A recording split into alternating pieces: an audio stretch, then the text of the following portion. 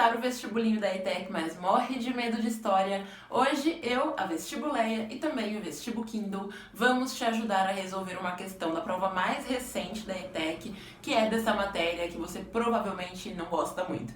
Então fica nesse vídeo até o final para você aprender como resolver e assim aumentar as suas chances de conseguir um bom desempenho nessa prova.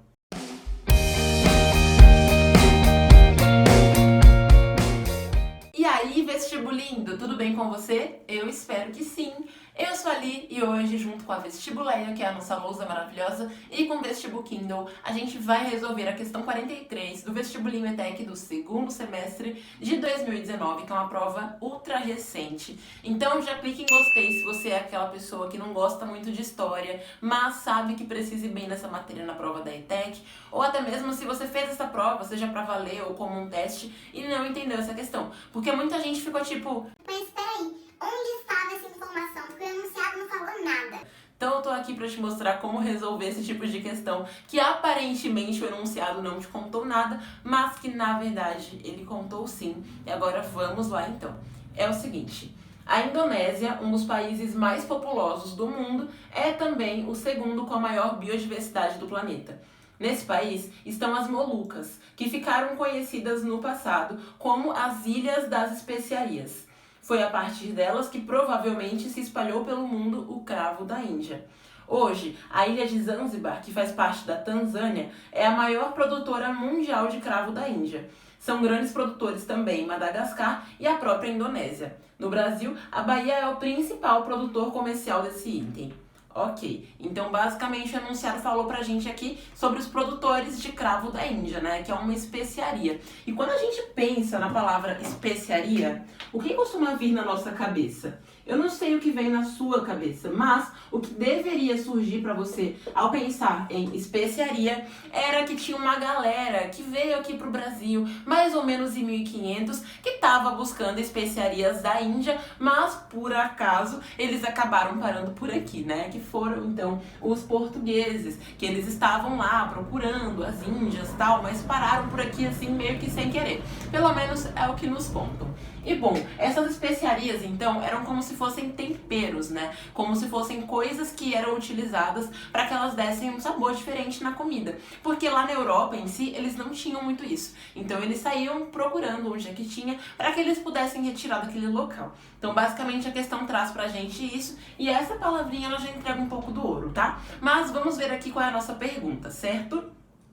Assinale a alternativa que apresenta o processo histórico que pôs os lugares citados no texto em contato. Interessante. Então a pergunta é que a gente mostra aqui, qual alternativa colocou ali a Indonésia, colocou a Tanzânia e colocou o Brasil em contato. E é por isso que muita gente pensa que a questão não falou nada, mas ela falou sim. Porque olha só, como um desses lugares é o Brasil, a gente tem que pensar o seguinte: desde quando é contada a história do Brasil? Ou seja, quando o Brasil foi encontrado, né? Quando ele passou a ser colonizado. Porque a história do Brasil, ela não é conhecida antes do período ali em que os portugueses chegaram aqui, sabe? Aqui no Brasil a gente conhece a nossa história a partir do período de 1500 em diante, né? De 1500 até 1530, por aí, era a fase pré-colonial, depois virou colônia, depois foi império, república, e estamos aqui hoje. Então, basicamente, como essa questão coloca o Brasil pra gente em contexto, ainda que você não soubesse desse processo aqui da chegada e tal, da busca pelas especiarias,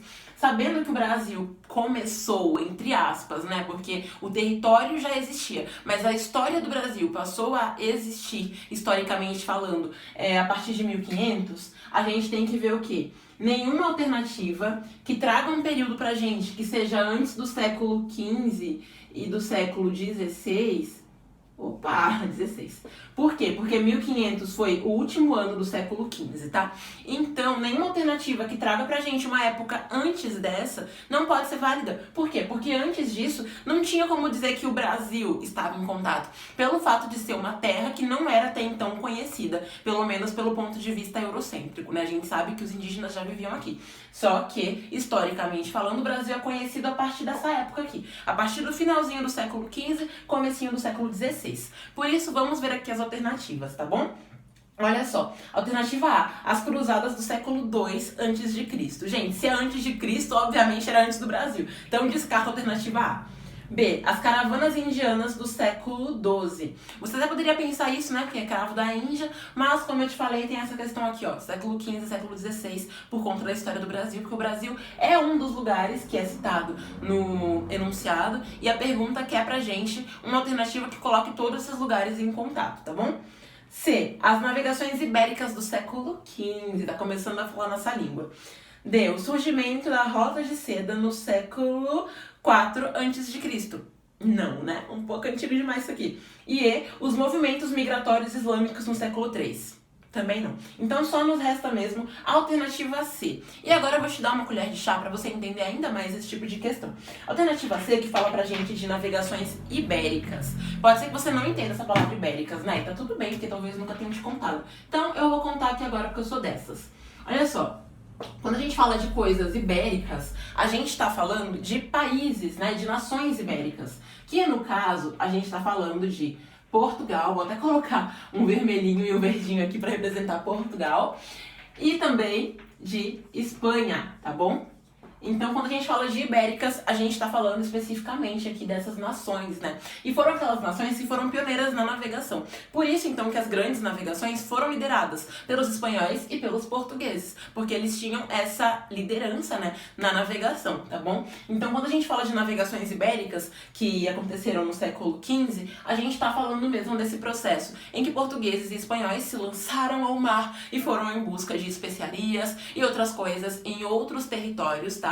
E também foram colonizando alguns territórios, um deles foi o Brasil, tá bom? Então, nesse caso aqui, a nossa digníssima alternativa C é a correta, tanto por esse truquezinho aqui da época, né? Tanto também pela questão das navegações ibéricas, tá certo?